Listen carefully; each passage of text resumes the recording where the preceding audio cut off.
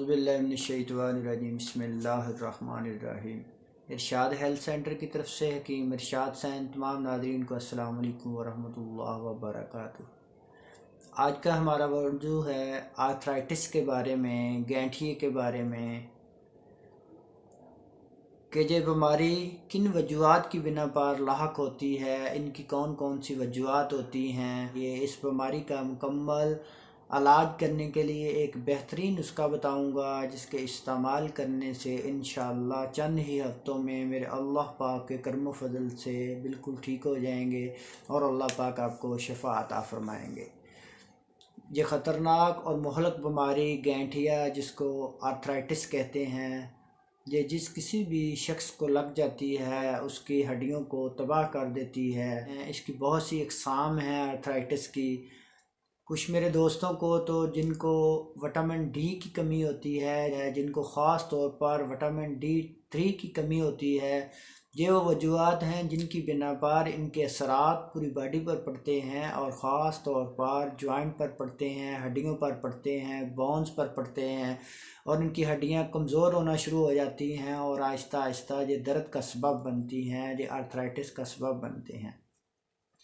Number 2 पर जिन मेरे दोस्तों को हड्डियों की टीबी होती है, जिनको हड्डियों के कैंसर होते हैं, जिनको हड्डियों के इन्फेक्शन होती है, जो वो वजूहात हैं जिनकी बिना पर उनको जोड़ों की दर्दें शुरू हो जाती है, जोड़ों के अंदर स्वेलिंग शुरू हो जाती है, जोड़ों के अंदर पानी भर जाता है, जोड़ों के अंदर वर्म आ जाता है, जिसकी वजह से उनको आर्थराइटिस हो जाता है, जोड़ों की बीमारियां पैदा हो जाती हैं।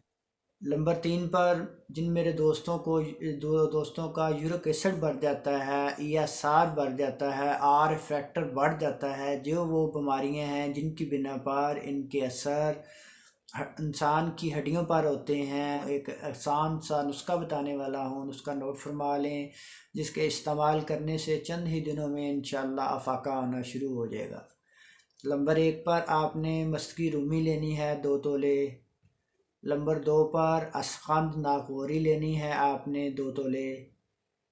नंबर 3 पर आपने काली मिर्च लेनी है 1 तोले।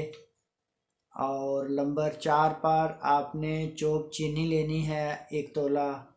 और नंबर 5 पर आपने सरंजा शीरी लेनी है 2 तोले। ये चीज़ें हैं आपने किसी भी करीबी पंसार स्टोर से ले लेनी है। इनको लेने के बाद बारीक पाउडर बना लें और आप इसका तरीका इस्तेमाल ये है कि चम्मच का चौथा हिस्सा आपने सुबह और शाम को पानी या नीम गर्म दूध के साथ इस्तेमाल करनी है।